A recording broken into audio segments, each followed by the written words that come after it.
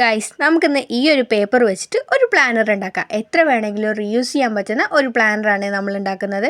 അപ്പോൾ ഫസ്റ്റ് തന്നെ അത് ഒട്ടിക്കാനായിട്ട് ബേസായിട്ട് നമ്മൾ ഇവിടെ ഈ ഒരു കാർഡ്ബോർഡ് പീസാണ് യൂസ് ചെയ്യുന്നത്.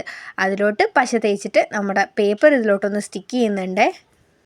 പേപ്പർ കുറച്ചും കൂടെ നീളമുള്ളതുകൊണ്ട് തന്നെ ഞാനതിവിടെ മടക്കിയിട്ട് ഇങ്ങനെ ബാക്ക് സൈഡിലോട്ട് ഒട്ടിച്ചു കൊടുക്കുകയാണ് ചെയ്യുന്നത്.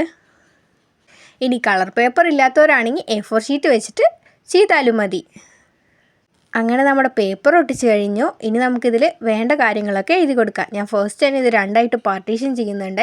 എന്നിട്ട് ഒരു സൈഡിൽ ഞാനിവിടെ ഡേറ്റും പിന്നെ അതിൻ്റെ താഴെയായിട്ട് ഞാനിവിടെ ഷെഡ്യൂളുമാണ് എഴുതുന്നത്. പിന്നെ അപ്പുറത്തെ സൈഡിൽ ഞാൻ ഫസ്റ്റ് തന്നെ ടു ഡു ലിസ്റ്റാണ് എഴുതുന്നത്. പിന്നെ കുറച്ച് താഴെയായിട്ട് ഞാൻ റിമൈൻഡറും കൂടി എഴുതുന്നുണ്ട്. ഇനി ഇത് നമുക്ക് ഇഷ്ടമുള്ള പോലെ ഡിസൈൻ ചെയ്തെടുക്കാം. അത് കഴിഞ്ഞാൽ ഞാനിവിടെ ഈ ഒരു വാഷി ടേപ്പ് എടുത്തിട്ട് ഇത് ബോർഡർ പോലെ കൊടുക്കുന്നുണ്ട്.